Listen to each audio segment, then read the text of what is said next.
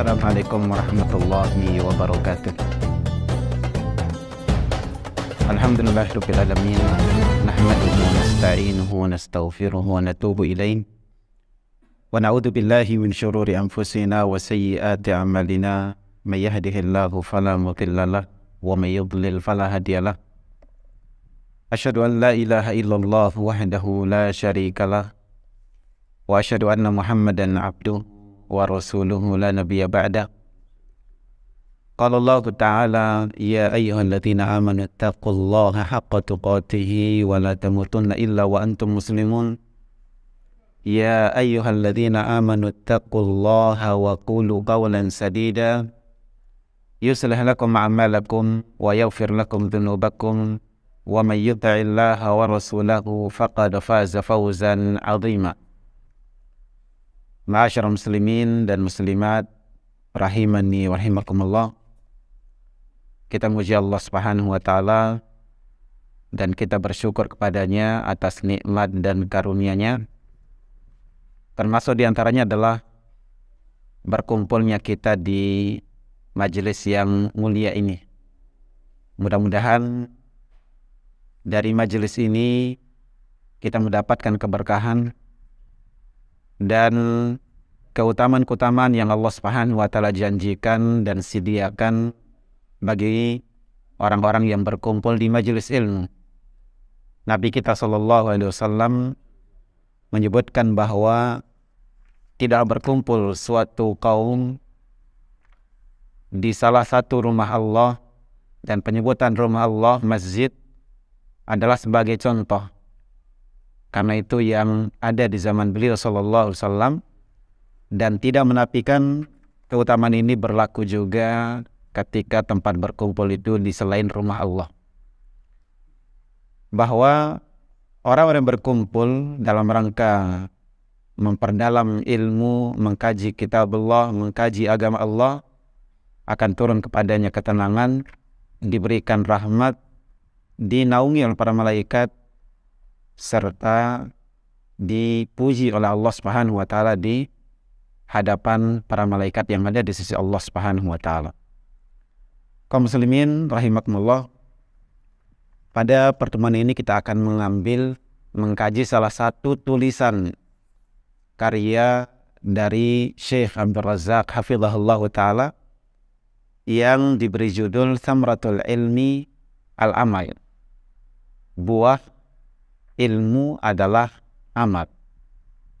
Jadi di sini akan dijawab apa alasan dan kenapa kita mesti mengamalkan ilmu.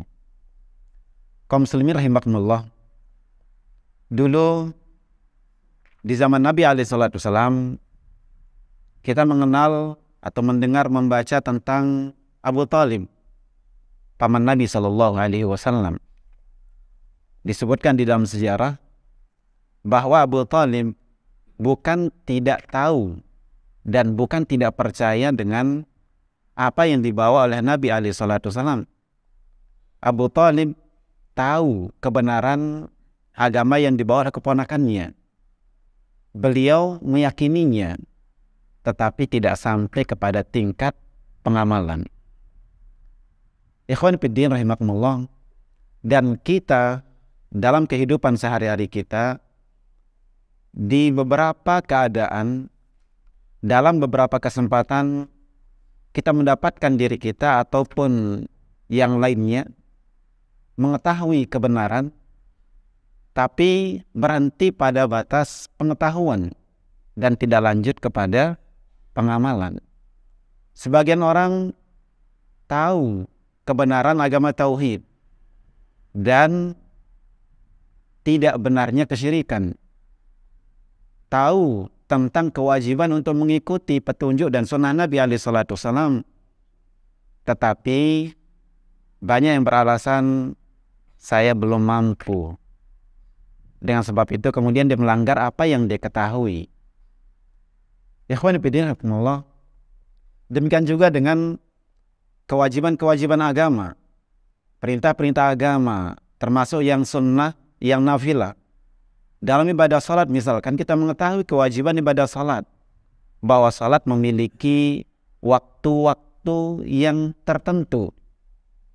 Tetapi tidak jarang kemudian kita melewatkannya.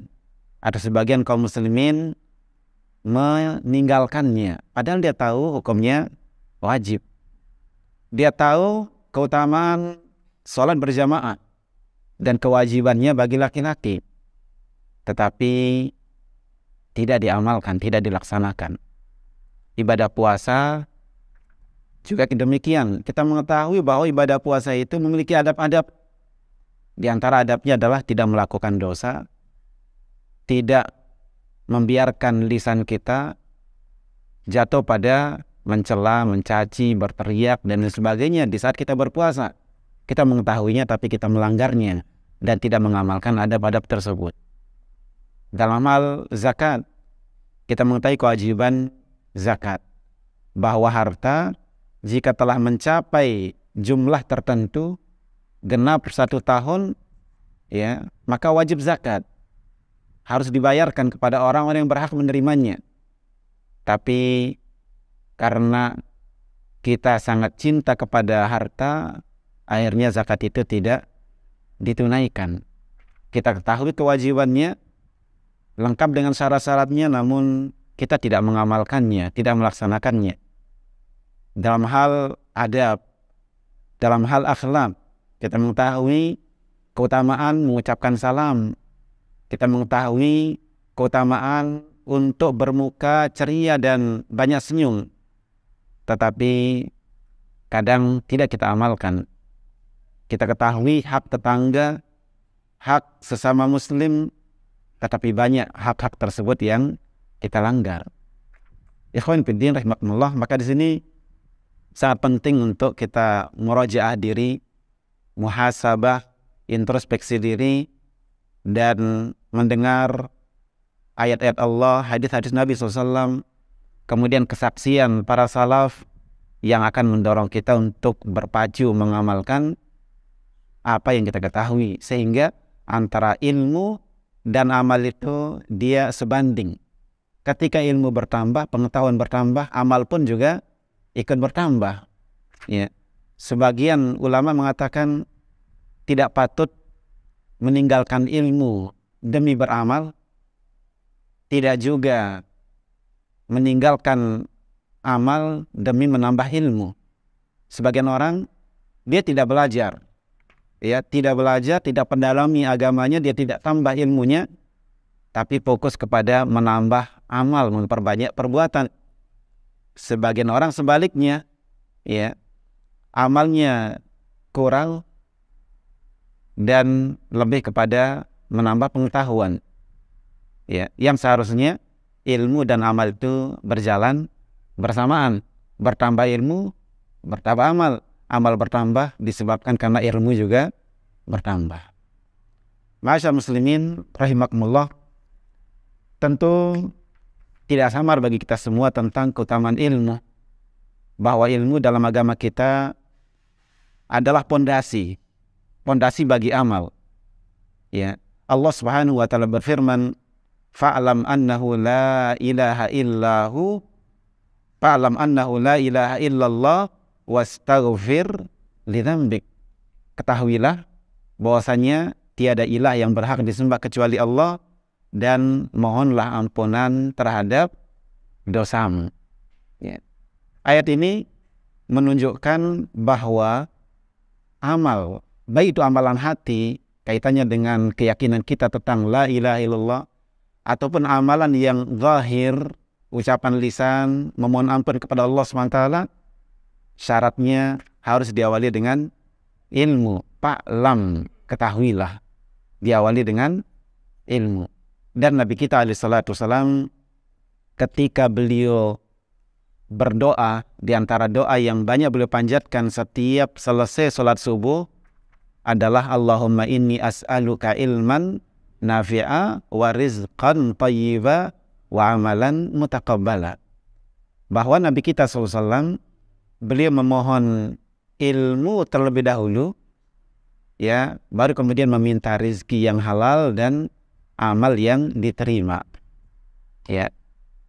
Ayat dan hadis ini menjadi bukti, dalil bahwasanya ilmu itu haruslah menjadi pondasi dan landasan bagi amal, dan ini tidak samar bagi kita semuanya.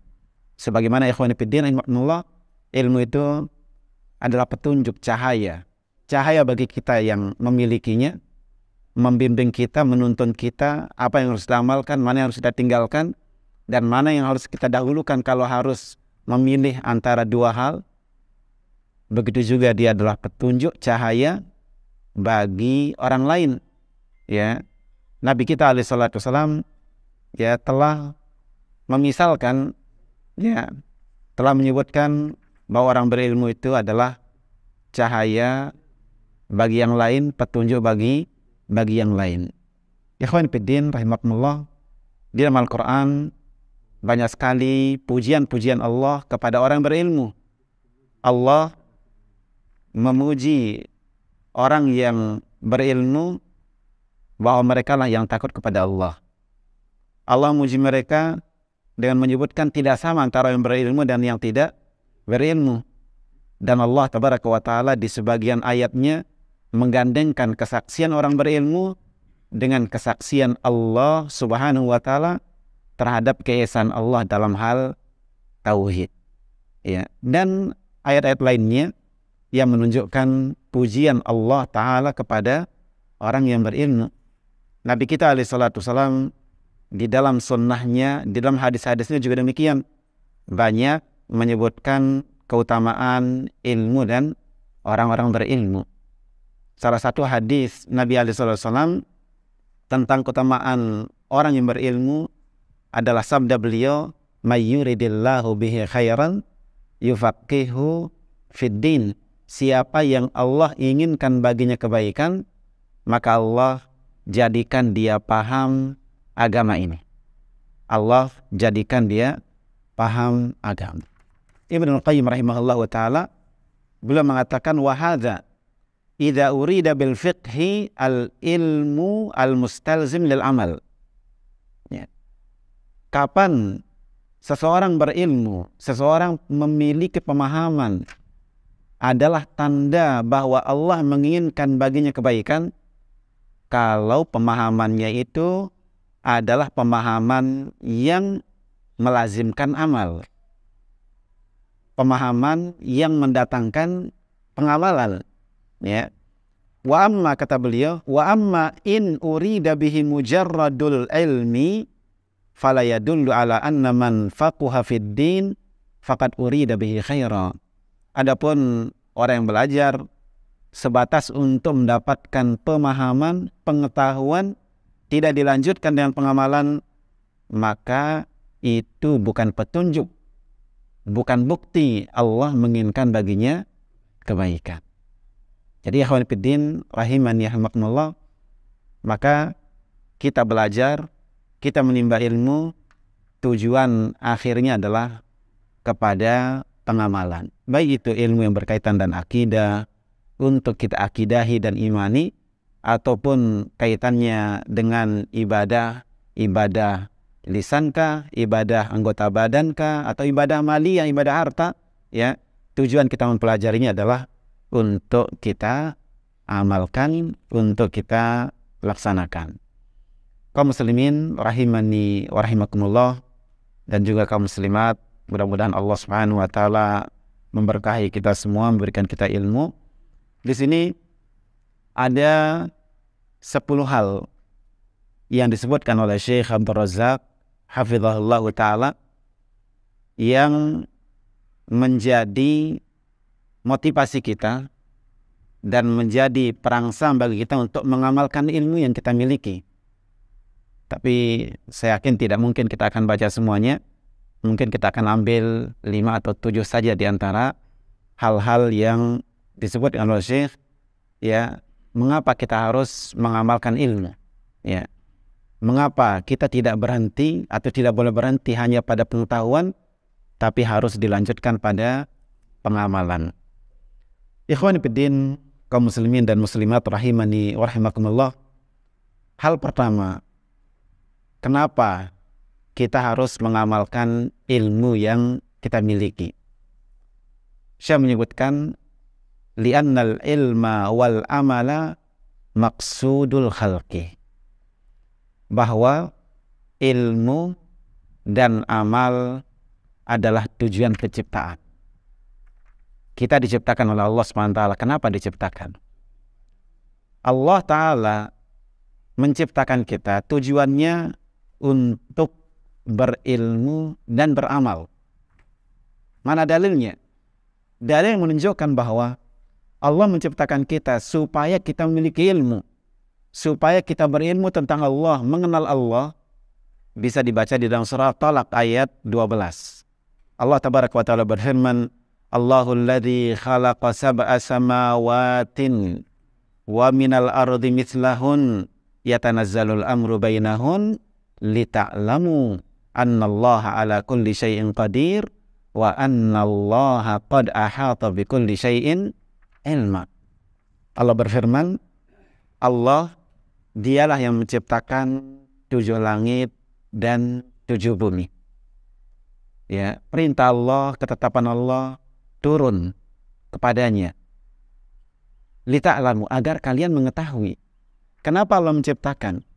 Ya, Allah menciptakan langit, menciptakan bumi, kemudian Allah turunkan perintah-perintahnya, baik itu perintah yang kaitannya dengan penciptaan, takdir, ataupun kaitannya dengan syariat. Kenapa itu semuanya?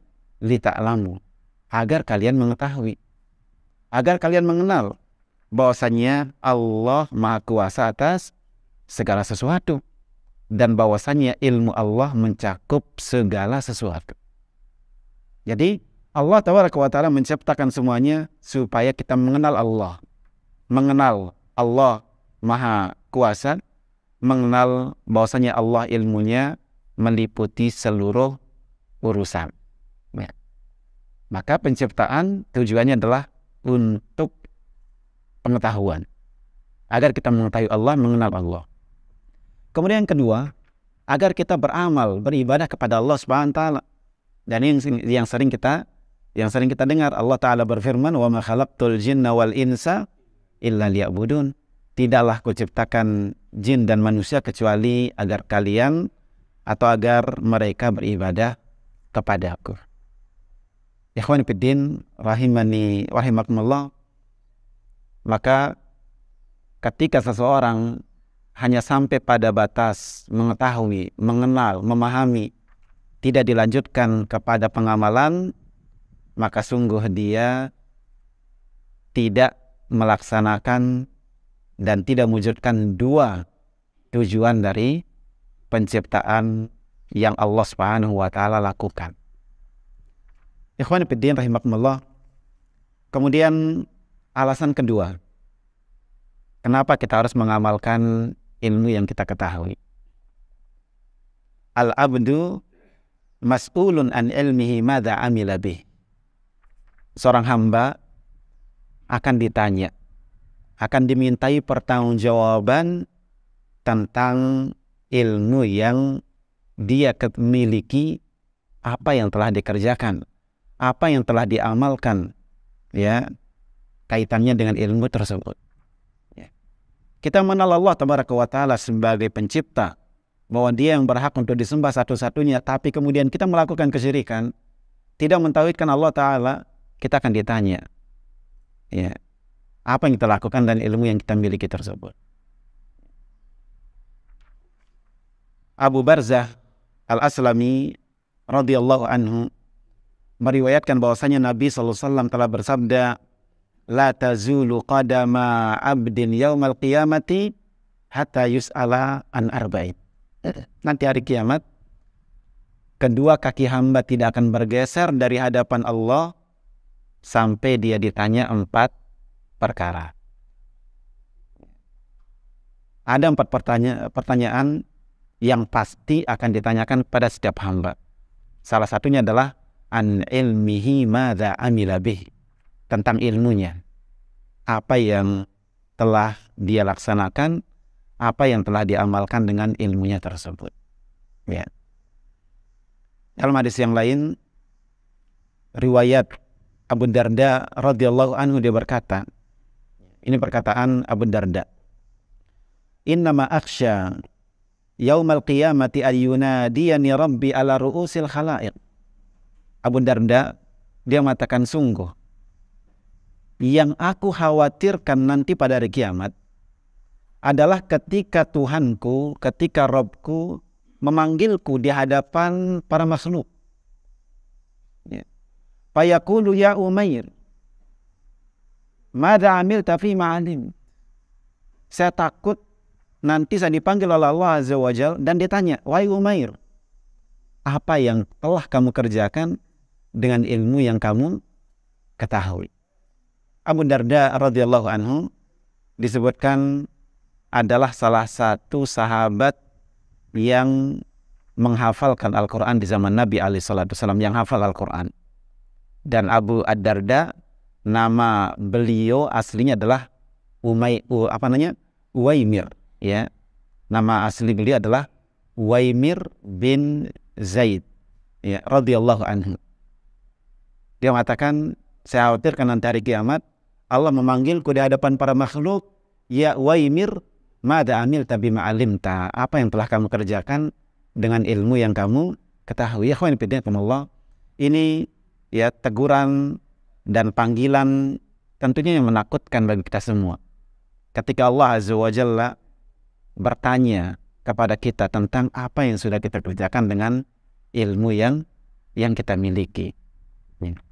Dan para ulama salaf dahulu, hal ini menjadi perhatian serius mereka. Sampai-sampai ada sebagian mereka mengatakan, laitani anju min ilmi kafafan lali wala alayya. Dikatakan, andainya nanti hari kiamat aku selamat dari ilmuku. Aku selamat dari ilmuku dalam keadaan kafaf. Kafaf itu artinya tidak untung, tidak rugi. Ya. Seandainya saya bisa selamat dari ilmu yang saya miliki, tidak mendapatkan keuntungan, tidak mendapatkan kerugian, tidak ada keuntungan yang saya dapatkan, lali wala alayya, dan juga tidak memberatkanku. Saking khawatirnya mereka dengan tanggung jawab ilmu yang mereka miliki. Ya. Ikhwani fiddin, rahimani wa rahimakumullah. Jadi yang kedua, kenapa kita harus mengamalkan ilmu yang kita miliki? Karena ilmu yang kita miliki ini akan dimintai pertanggungjawaban oleh Allah Subhanahu wa Ta'ala.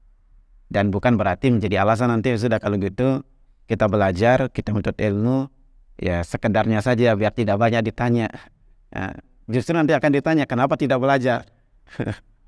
Belajar dan amalkan. Ikhwan fiddin, kaum muslimin dan muslimat rahimani rahimakumullah. Kemudian yang ketiga, alasan ketiga kenapa kita mesti mengamalkan ilmu yang kita miliki adalah adanya ancaman, ya, ancaman terhadap orang yang tidak mengamalkan ilmunya. Orang yang memiliki ilmu kemudian dia tidak mengamalkan ilmunya terancam. Ya. Di dalam surah Al-Fatihah kita minta kepada Allah Azza wa Jalla supaya ditunjuki jalan yang lurus. Siapa pengikut jalan yang lurus? Pengikut jalan yang lurus adalah alladzina an'amta alaihim, orang-orang yang kau beri nikmat. Bukan orang-orang yang kau murkai, ghairil maghdubi alaihim, dan juga bukan orang yang tersesat, waladhdallin. Siapa orang yang tersesat? Orang yang tersesat adalah yang memperbanyak amal, ya, giat dalam beramal, tapi tidak dengan dasar ilmu. Siapa orang yang dimurkai? Orang yang dimurkai adalah orang yang menumpuk ilmu, punya banyak ilmu, tapi ilmunya tidak diamalkan. Sedangkan orang yang diberikan nikmat adalah yang menggabungkan antara keduanya, ilmu dan amal. Ya. Maka orang yang dia punya ilmu, kemudian ilmunya tidak diamalkan, mereka adalah orang yang dimurkai oleh Allah SWT. Ada ancaman terhadap orang-orang yang tidak mengamalkan ilmunya. Ya. Bahwa mereka adalah orang yang dimurkai oleh Allah Tabaraka wa Ta'ala. Lebih-lebih kalau dia ya, dia punya ilmu, kemudian dia juga mengajarkan ilmunya tersebut, mengajak orang kepada ilmu yang dia miliki. Jika dia tidak mengamalkan ilmu tersebut, maka ancamannya lebih keras lagi. Dan kita semua tentunya, ya, kita semua ini dai. Kita semua ini mengajak orang kepada jalan Allah Tabaraka wa Ta'ala, baik dalam skala kecil ataupun yang luas. Ya, kita sebagai orang tua, tentu kita punya keluarga, punya istri, punya anak-anak. Sebagai istri kita punya suami, punya keluarga, punya anak-anak, yang semuanya akan kita ajak kepada kebaikan sesuai dengan yang kita ketahui. Nah, ikhwan fillah rahimakumullah, ketika kita mengajak atau kita punya ilmu, kemudian kita ajarkan ilmu tersebut, kita ajak orang kepada ilmu yang kita miliki, tetapi kita sendiri kurang atau tidak mengamalkannya, Allah Subhanahu wa Ta'ala, ya, telah mengancam orang yang seperti itu. Allah Ta'ala berfirman, ya ayyuhalladzina amanu lima taquluna ma la taf'alun kabura maqtan indallahi an taqulu ma la taf'alun. Wahai orang-orang beriman, kenapakah kalian mengucapkan sesuatu yang tidak kalian amalkan? Sungguh besar murka Allah kepada orang yang berucap tapi tidak mengamalkannya. Dalam sebuah hadis riwayat Usama radhiyallahu anhu, Nabi SAW menceritakan tentang salah satu penduduk surga, salah satu penghuni neraka. Nabi menceritakan tentang salah satu penghuni neraka. Beliau bersabda, yuja'u birajulin yaumal qiyamati fayulqa fin nari. Dihadirkan seseorang nanti hari kiamat, lalu dia dilemparkan ke dalam neraka. Fatandaliqu aqtabuhu wa yaduru biha kama yadurul himaru birraha.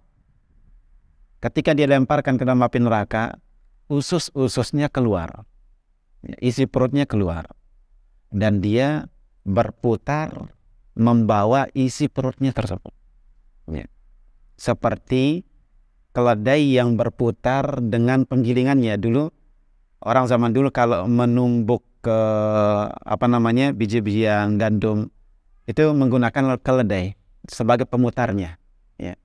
Nah, Nabi SAW memisalkan, ya, orang ini dia akan berputar dengan membawa ususnya yang terurai berai itu sebagaimana keledai yang berputar di penggilingan.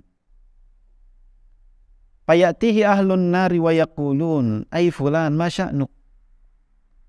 Orang-orang datang kepada laki-laki itu mengatakan, wahai fulan, ada apa denganmu? Alam takun ta'muruna bil ma'ruf wa tanhana 'anil munkar? Bukannya kamu yang mengajak kami kepada kebaikan dan mencegah kami dari kemungkaran? Qala bala. Dia katakan, iya, benar. Kuntu amurukum bil ma'ruf wa la atihi wa anhaakum 'anil munkar wa atihi. Tapi celakanya saya adalah saya perintahkan kalian kepada kebaikan, saya sendiri tidak mengerjakannya. Saya larang kalian dari kemungkaran, saya sendiri melanggarnya. Ya. Dan ini sering kita hadapi, ikhwan fillah. Kita suruh anak kita ngaji, kita sendiri tidak pernah ngaji, itu baca Quran. Ikhwan fillah ma'asyiral muslimin rahimakumullah. Kemudian berikutnya, di antara alasan kenapa kita harus mengamalkan ilmu yang kita miliki, bahwa amal adalah sebab masuk surga. Amal adalah sebab masuk surga. Dan dengan amal soleh yang kita lakukan, kita akan mendapatkan berbagai kenikmatan nanti pada hari kiamat. Ya, nikmat-nikmat dalam surga, Allah sebutkan, Nabi kita sebutkan, itu akan didapatkan dengan amal soleh. Begitu juga pengampunan, maaf, ampunan dari Allah Azza wa Jalla, ampunan dosa-dosa yang kita lakukan pun juga dapat diraih dengan amal soleh yang kita kerjakan, ya. Bukan dengan ilmu yang kita ketahui, tapi dengan amal soleh yang kita kerjakan. Allah Subhanahu wa Ta'ala misalkan dalam Al-Quran berfirman, walladzina amanu wa amilus solihati ulaika ashabul jannah. Orang-orang yang beriman dan yang mengerjakan amal soleh, mereka itulah yang menjadi penghuni surga. Allah SWT juga berfirman dalam ayat yang lain, man amila salihan min dzakarin au unsa wa huwa mu'min falanuhyiyannahu hayatan thayyibatan wa lanajziyannahum ajrahum bi ahsani ma kanu ya'malun. Ya, laki-laki dan perempuan yang mengerjakan amal soleh dan dia beriman, maka dia akan diberikan kehidupan yang baik dan nanti hari kiamat akan diberikan balasan yang lebih baik daripada apa yang mereka kerjakan. Jadi ikhwan fillah, amal soleh adalah sebab untuk masuk ke dalam surga dan sebab untuk mendapatkan kenikmatan-kenikmatan yang ada di dalam surga. Ya, untuk itu maka kita harus mengamalkan ilmu yang kita miliki, ya, bahwa untuk mendapatkan surga dan kenikmatannya adalah dengan amal, bukan dengan pengetahuan saja. Ya, di awal kita sebutkan Abu Thalib, dia mengetahui kebenaran Islam, dia percaya, diyakini, tapi ketika dia tidak lanjutkan dengan diamalkan, maka ilmunya itu tidak berguna. Ikhwan fillah rahimakumullah, kita lanjut ke perkara kelima di antara sebab kenapa kita harus mengamalkan ilmu yang kita miliki adalah kita berkaca kepada para salaf, berkaca kepada para sahabat dan generasi awal umat ini, bahwa mereka adalah orang-orang yang gesit dan cepat mengamalkan ilmu yang mereka dapatkan. Ya. Salah satu kisah bagaimana para salaf dahulu mereka mengamalkan apa yang mereka ketahui dan tidak meninggalkannya adalah kisah yang diriwayatkan oleh Fatimah radhiyallahu anha, bahwasanya Fatimah radhiyallahu anha putri Rasulullah SAW, dia mengerjakan pekerjaan rumahnya sendiri, tidak memiliki pembantu yang membantunya bekerja, sehingga tangannya itu sampai lecet atau berbekas di tangannya. Sehingga datanglah dia kepada Rasulullah SAW, niatnya untuk minta dibantu pembantu, ya, supaya dia diberikan pembantu, mungkin budak yang bisa membantunya untuk bekerja di rumahnya. Tetapi sampainya di rumah Rasulullah SAW, dia tidak menemukan ayahandanya. Yang ditemukan adalah Aisyah radhiyallahu anha, sehingga dia ceritakan kebutuhannya kepada Aisyah radhiyallahu anha. Lalu Fatimah pulang, kemudian datang Nabi SAW kepada Aisyah, Aisyah menceritakannya, maka Nabi pun kemudian pergi ke rumah Fatimah radhiyallahu anha. Ya, sampai di sana Nabi menemukan mereka berdua sudah bersiap untuk tidur. Lalu beliau masuk, ya, minta izin masuk, kemudian disitulah Nabi bersabda kepada Fatimah radhiyallahu anha, beliau mengatakan, awala adulluki alama huwa khairun laki min khadim. Wahai Fatimah, maukah kamu kuberitahukan sesuatu yang lebih baik, lebih berguna daripada seorang pembantu? Idza awaiti ilal firash tusabbihina Allah salasan wa salasin wa tahmidinahu salasan wa salasin wa tukabbirinahu salasan wa salasin. Sesuatu yang lebih baik daripada seorang budak itu adalah ketika engkau beranjak tidur, ketika engkau pergi ke tempat tidurmu, hendak tidur, maka bertasbihlah 33 kali, bertahmid 33 kali, bertakbir 34 kali. Ya, subhanallah, subhanallah, subhanallah sebanyak 33 kali. Alhamdulillah, alhamdulillah, alhamdulillah sebanyak 33 kali, dan Allahu Akbar sebanyak 34 kali, genap 100. Itu diantara bacaan sebelum tidur. Ikhwan fillah rahimakumullah, disebutkan Ali radhiyallahu anhu, dia mengatakan, fama taraktuha mundu sami'tuha min Rasulillahi sallallahu alaihi wasallam. Kata Ali radhiyallahu anhu, tidak pernah saya tinggalkan zikir ini sebelum tidur sejak aku mendengarnya dari Nabi Shallallahu Alaihi Wasallam. Ya. Kemudian orang-orang bertanya kepada Ali bin Abi Thalib. Disebutkan momen yang mungkin orang luput untuk berzikir di situ. Ketika terjadi perang Siffin, ada sebuah peperangan yang dialami oleh Ali bin Abi Thalib. Peperangan yang berat, menguras pikiran, ya. Karena itu bukan perang biasa, bukan perang melawan musuh dalam perang Siffin. Ya. Ali bin Abi Thalib ditanya, ya, wala lailatas Siffin, tidak juga engkau tinggalkan zikir ini sekalipun itu di malam perang Siffin? Apa jawaban Ali radhiyallahu anhu? Wala lailatas Siffin, iya. Bahkan di malam perang Siffin pun tidak saya tinggalkan zikir tersebut yang dia dengar dari Nabi Shallallahu Alaihi Wasallam. Ikhwan fillah rahimakumullah. Kisah lain yang juga sangat unik adalah hadis yang diriwayatkan Imam Muslim dari An-Nu'man bin Salim. An-Nu'man bin Salim meriwayatkannya dari Amr bin Aus. Amr bin Aus meriwayatkannya dari Ambasah bin Abi Sufyan. Ambasah bin Abi Sufyan meriwayatkannya dari Ummu Habibah. Ummu Habibah meriwayatkannya dari Nabi Shallallahu Alaihi Wasallam. Ini namanya sanad, ya, rangkaian orang-orang yang meriwayatkan hadis. Apa hadis yang diriwayatkan oleh Ummu Habibah dari Nabi alaihi wasallam? Yaitu Nabi bersabda, "Man shalla itsnatai asyrata rak'atan fi yaumin wa lailah." Siapa yang mengerjakan 12 rakaat dalam sehari semalam, bunyalahu bihinna baitun fil jannah. Akan dibangunkan untuknya sebuah rumah dalam surga. Dalam sehari semalam dikerjakan 12 rakaat ini, dibangunkan baginya oleh Allah tabaraka wa taala dalam surga sebuah rumah, bukan rumah biasa, bukan rumah kontrakan, istana, ya. Ikhwan fillah rahimakumullah, Ummu Habibah radhiyallahu anha, istri Nabi alaihi wasallam, dia mengatakan, ma taraktuhunna mundu sami'tuha min Rasulillah SAW.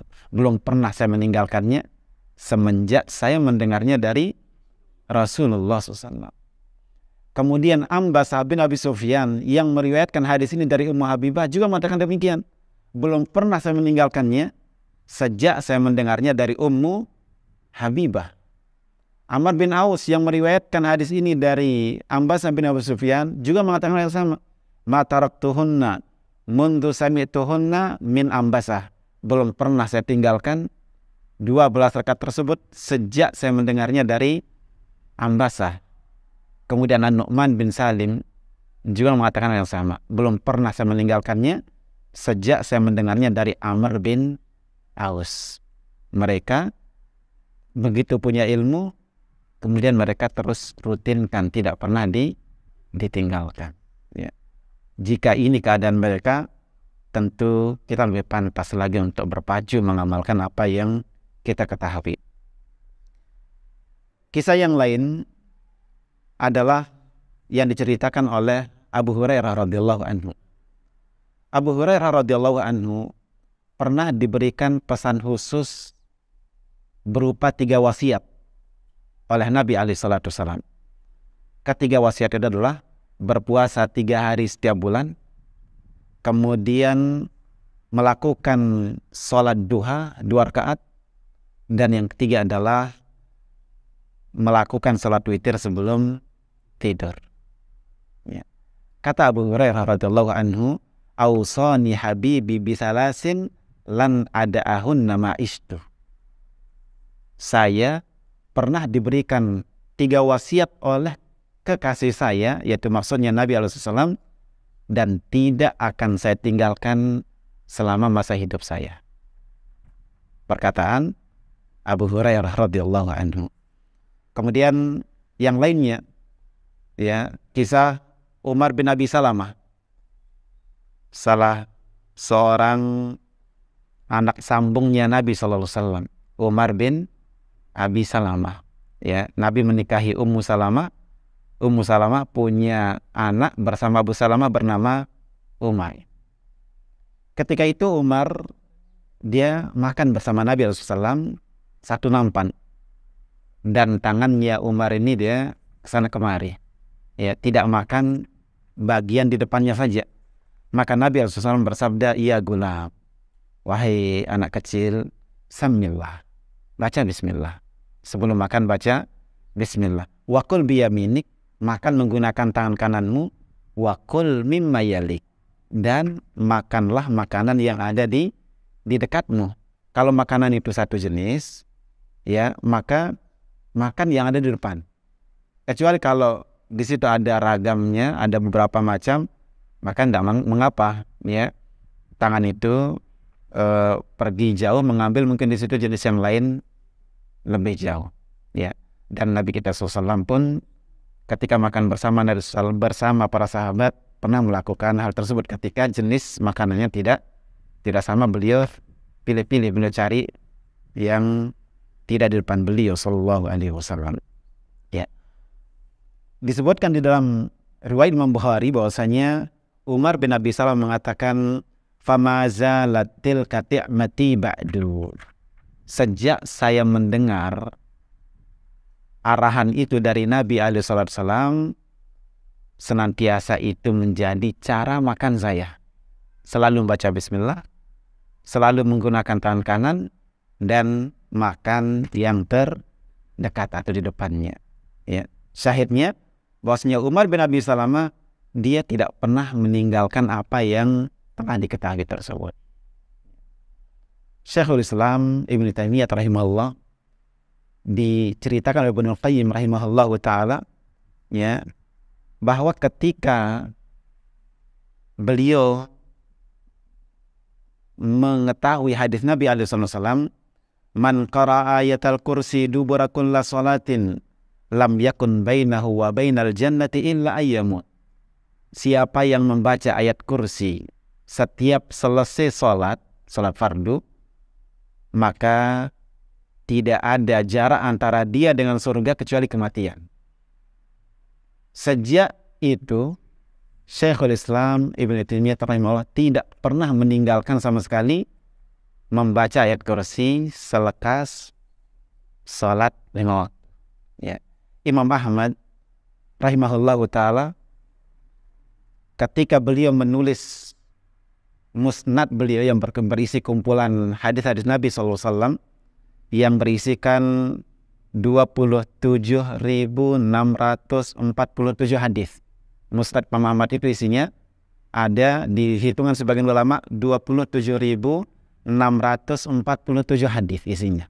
Ya, tentu di situ ada hadis-hadis sebagiannya ada pengulangannya. Tapi dihitung dari awal sampai akhir ada 27.647. Ya.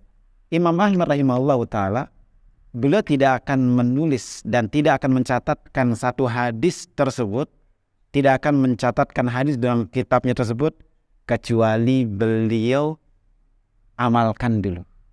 Kecuali beliau akan amalkan hadis itu. Sehingga ketika beliau membawakan hadis tentang Nabi berbekam, kemudian Nabi SAW memberikan tukang bekamnya 1 dinar, ya, 1 dinar uang emas, ya. Itu berapa gram 1 dinar itu? 4 gram sekian, ya. Jadi Nabi SAW pernah dibekam. Kemudian Nabi memberi tukang bekamnya 1 dinar emas, ya. Maka apa yang dilakukan oleh Imam Ahmad sebelum beliau menuliskan atau ketika beliau menuliskan hadis itu di dalam musnadnya, "Fahtajamtu wa taitul hajima dinaran." Maka saya pun berbekam karena Nabi pernah berbekam dan saya berikan tukang bekamnya 1 dinar. Ya. Ini komitmen Imam Ahmad rahimahullah untuk mengamalkan setiap ilmu yang diketahuinya. Ikhwan fiddin rahimakumullah. Kemudian kita berpindah ke yang ke-6. Kenapa kita mesti mengamalkan ilmu yang kita miliki? Masih berkaca kepada para sahabat dan para salaf. Bagaimana mereka ketika ada larangan, mereka ketahui larangan itu dan mereka dengan cepat meninggalkan larangan tersebut. Ya. Di antaranya adalah kisah Umar bin Khattab radhiyallahu anhu. Bahwasanya Nabi alaihissalam pernah mendengar Umar bin Khattab bersumpah dengan ayahnya. Ya, dia bersumpah dengan ayahnya. Ya. Dia mengatakan bi abi, dia bersumpah dengan ayahnya, demi ayahku. Maka Nabi alaihissalam mengingatkannya dan berkata, innallaha yanhaakum an tahlifu bi abaikum. Sesungguhnya Allah Subhanahu wa taala melarang kalian untuk bersumpah dengan nama ayah kalian, nama bapak kalian. Apa kata Umar bin Khattab radhiyallahu anhu? Fa wallahi ma halaftu biha mundu sami'tun nabiyya sallallahu alaihi wasallam dzakiran wala athira. Demi Allah, kata Umar bin Khattab, belum pernah saya bersumpah dengan nama ayah saya, dengan bapak saya, sejak saya mendengar hadis itu dari Nabi sallallahu alaihi wasallam. Baik saya yang menyebutkan sumpah dengan nama ayah itu, ataupun saya menceritakan orang bersumpah dengan ayahnya. Melakukannya tidak, bahkan menceritakan orang bersumpah, ya, menukilkan sumpah orang tapi di dalam sumpahnya dia bersumpah dengan ayahnya, tidak pernah dilakukan oleh Umar bin Khattab sejak mendengar hal tersebut. Padahal ikhwan fillah, kalau di bangsa Arab dahulu bersumpah dengan ayah itu sudah menjadi kebiasaan. Dan yang namanya meninggalkan kebiasaan itu susah, ya. Diceritakan oleh Syekh Abdul Razak di sini, di antara kisah yang ada di kalangan salaf, bahwa dulu ada seorang dia bersumpah dengan Nabi, dia mengatakan wan Nabi, bersumpah dengan Nabi. Lalu didengar oleh orang lain dan diingatkan bahwasanya bersumpah dengan nama Nabi itu tidak boleh. Nabi melarangnya, disampaikan dalil-dalilnya dan orang itu pun terima, ya. Tapi yang namanya kebiasaan susah sekali ditinggalkan, ya. Dia Masya Allah terima penjelasannya dan dia mengatakan wan Nabi, ya, la ahlifu bin Nabi ba'dal yaum. Dia mengatakan demi Nabi, sejak hari ini saya tidak akan bersumpah lagi dengan Nabi. Tidak ingat deh, ya, karena sudah itu terlanjur kebiasaannya. Dia bersumpah untuk tidak bersumpah dengan Nabi, tapi ternyata dia sumpahnya dengan Nabi. Ikhwan fillah rahimakumullah. Kemudian kisah lain adalah kisah yang diceritakan oleh Anas bin Malik radhiyallahu anhu. Ya, dulu di antara kebiasaan jahiliyah adalah khamar. Khamar itu bagian dari hidupnya mereka, orang-orang jahiliyah dulu. Saking sulitnya untuk ditinggalkan karena sudah mendarah daging, sampai-sampai pelarangan khamar itu diturunkan oleh Allah secara bertahap. Ya, pertama kali diingatkan di dalamnya ada madarat, ada keburukannya. Tidak dilarang secara tegas. Disebutkan di dalamnya ada kebaikan, tapi keburukannya lebih besar. Kemudian setelah itu naik ke tingkatan dilarang di sebagian waktu saja. Ya, dilarang hanya mendekati waktu sholat. Kemudian baru setelah iman para sahabat kuat mantap, turun larangan khamar secara total. Nah, ketika turun larangan khamar secara total, diceritakan oleh Anas bin Malik radhiyallahu anhu, dia sedang berada di rumahnya Abu Talha radhiyallahu anhu. Sedang di rumah Abu Talha, karena Anas ini sebagai pelayan. Dia sedang menuangkan khamar untuk orang-orang yang ada di rumahnya Abu Talha. Pada saat itu ada seorang datang dan mengatakan hurrimatil khamar. Khamar sudah diharamkan. Apa yang mereka lakukan? Ya, tunak sudah kedung dituang, misalkan tidak, ya. Tapi langsung Abu Talha memerintahkan supaya khamar itu ditumpahkan, ya. Dan kaum mukminin di kota Madinah serta merta menumpahkan khamar-khamar mereka sampai gang-gang kota Madinah itu becek oleh khamar. Dengan cepat mereka meninggalkan larangan yang mereka dapatkan. Ya. Ikhwan fillah rahimakumullah, ada juga seorang sahabat laki-laki yang ditegur oleh Nabi karena dia pakai cincin emas. Ya.